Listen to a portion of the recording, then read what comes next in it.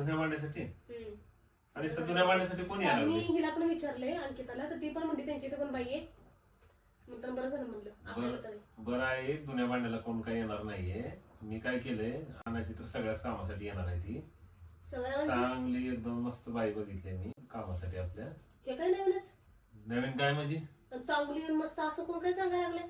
अरे म्हणजे चांगली मस्त बघितले बाई कामासाठी. समझ रहे हो, समझ रहे हो आप, समझ रहे हो ना? चांगली मस्त म्हणजे काय काय बोलायचं नेमकं? बाई म्हणजे मावशी असते, मावशी काय मावशी माझ्यापेक्षा पण एजड असते. हा बघ, मावशी ऐक असते. ऐक, तू एजड म्हणतेस ना तुझ्यापेक्षा. हा. आता घरामध्ये तूच बघतेस, आता तुझं वय किती आहे, तुझ्या वया तूच बघायला गेलं तर तुझ्या वयाच्या बाईलाच आपल्या घरामध्ये एवढं कामाचा त्रास व्हायला लागला. म्हणजे बाई कामाला बघायची तर तुझ्यापेक्षा कमी वयाचीच बघावं लागेल ना मला. ये बड़ी अच्छी बात कही आप.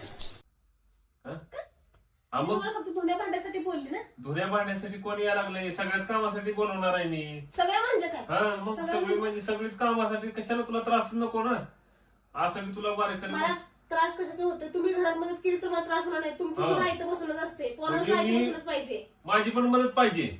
त्यापेक्षा मग तिलाच आणतो ना कामाला, ती माझी बी सेवा करायला आणि तुझं बी सगळं तुलाही मदत होईल, सगळंच काम होईल ना आपलं. वाह क्या सीन है.